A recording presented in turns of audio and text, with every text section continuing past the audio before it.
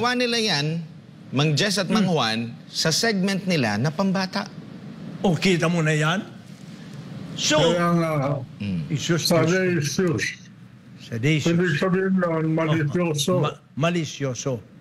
Malisyoso. Ay dapat, di ba meron tayong Board of Censors? Yun na nga po yung MTRCB, Mang Juan. Nag-rule ang MTRCB na isuspinde ang programa. Pero nag-appeal. Pero ang hindi ako natutuwa, may mga director doon. Kanino nag-appeal? Sa board mismo. Sa board mismo. MTRCB din po. MTRCB. Pinatawan sila ng 12 days, 12 araw na suspension. Pero dahil mag-aapela pa sila, tuloy-tuloy pa rin yung ano nila.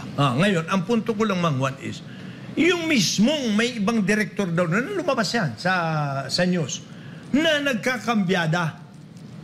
Ang problema dito sa bansa natin. Yes, sige, Mang Juan. Para baguhin na natin yun.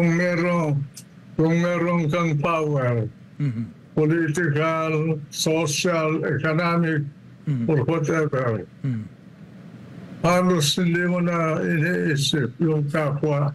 Yan. Nalalasing ka sa inyong kapangyarihan. Yung binigay na katangian mo sa iyong lipunan ay hindi mo na tinitingnan ang kapakanan ng mga iba.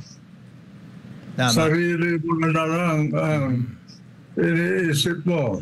Akala mo maganda yung ginagawa mo, pero bastos ka. Yun. Bastos ka ng tao. Tama yun. Wala kang decency. Hindi ka dapat maging... hindi lang walang decency, abusado. Bastos talaga. Kaya yung sinabi ni Mang Juan, akma talaga yun eh. Salacious. Oo. Para may salayba eh.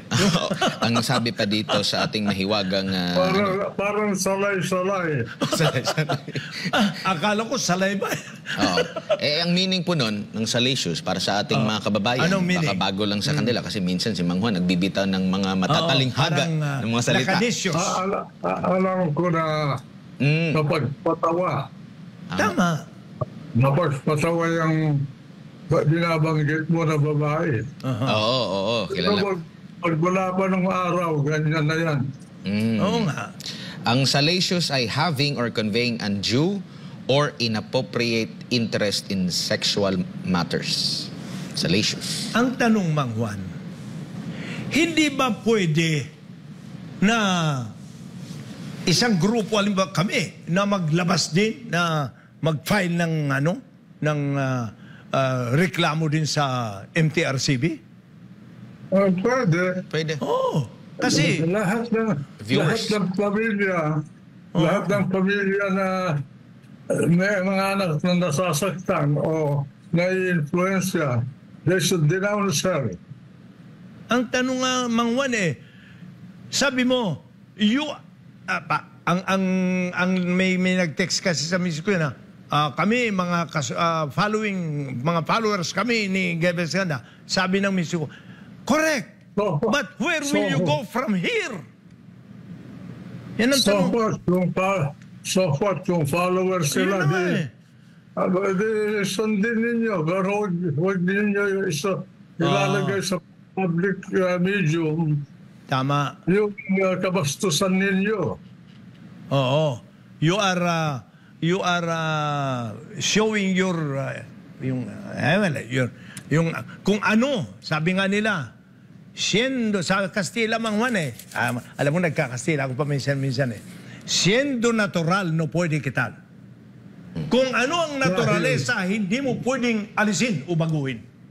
Dahil kung ang susundin mo yung bastos, bastos ka rin. Tama. Kaya nga may sutang bastos. Oo nga. Sana magtanda na ito dahil... Sana magtanda na. Matanda na I mean, nasa ano sila prime time sila, Mang Jess, Mang Juan. Maraming nanonood sa Lagay kanila. mo na sa midnight show. Oo nga. Yung mga ganun, hindi na siya akma, hindi na sila family-oriented Hindi na show. yung kaaya-ayang palabas. Lipat na lang sila dito sa SMNI Kayo namang mga para may direktor, matutunan sila. ito namang mga direktor, this is a message to some of the directors. You are earning your living and your popularity sa kabastusan.